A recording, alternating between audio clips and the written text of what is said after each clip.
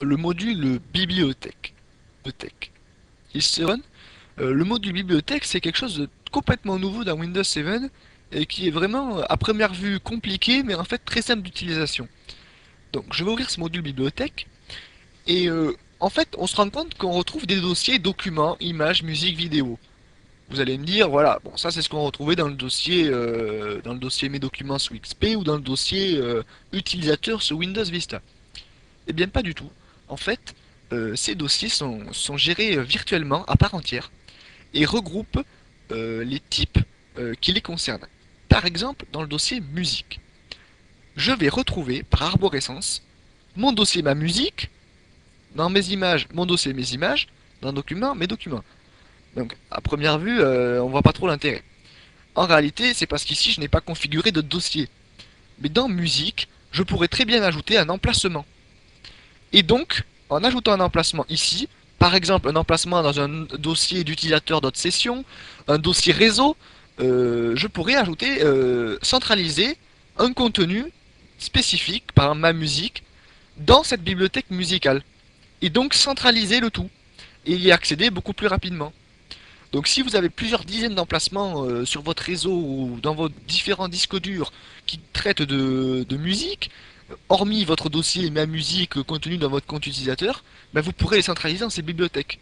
Idem pour les documents. Imaginez un document sur un serveur réseau, je sais pas trop où, et qui concerne des documents professionnels, des documents privés, vous pourriez les centraliser ici et qui ne sont pas présents dans votre dossier mes documents.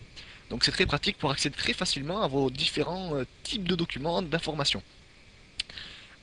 De même, pour les vidéos, je peux ajouter un emplacement vidéo et très simplement, j'indique l'emplacement qui sera ajouté, le dossier sera inclus. Donc ça, c'est très intéressant. Ça permet d'accéder très rapidement. Vous l'aurez compris. Sinon, concernant l'explorateur Windows, une nouveauté, c'est le groupe résidentiel d'ordinateur. Ce groupe résidentiel permet d'accéder au partage réseau que vous aurez autorisé. Donc dans les partages réseau, vous avez désormais la possibilité d'inclure vos bibliothèques. Donc c'est là l'intérêt également d'avoir des bibliothèques. Les utilisateurs du réseau pourront accéder directement à l'ensemble des contenus présents dans votre bibliothèque. Vous n'avez pas à chercher où est le dossier document, image, s'il n'y a que ce dossier à partager, pas l'autre. Voilà, il est dans la bibliothèque, vous partagez la bibliothèque. Mais vous pouvez très bien, comme d'habitude, définir les partages réseau individuellement. Vous pouvez également diffuser les médias. Donc ça, c'est ce que je vous parlais tout à l'heure dans Windows Media Player, autoriser le partage réseau. Vous pouvez également définir un mot de passe. Et ce mot de passe, il est généré aléatoirement. Donc il faudra le communiquer à vos autres membres du réseau qui l'ajouteront et vous serez interconnectés. Quand vous avez des imprimantes et des scanners, vous pouvez également les partager très facilement via ce module. Mais je vous conseille d'explorer cela en détail, c'est très simple d'utilisation. Également pour le réseau, admettons que je veuille partager le dossier mes vidéos. Donc cette vidéo, non, il faut que je prenne un dossier. Donc je vais aller dans le dossier vidéo. Ce dossier vidéo, je veux le partager, donc je vais partager avec. Donc personne, bah, si je veux partager avec personne. Et après, avant, il y avait tout un système de spécification d'utilisateurs très compliqué. Désormais, c'est pas, il n'y a pas à batailler 3000 ans. Vous cliquez sur groupe résidentiel que vous aurez créé ici, auparavant. Donc une fois que c'est fait, vous n'avez plus rien à faire.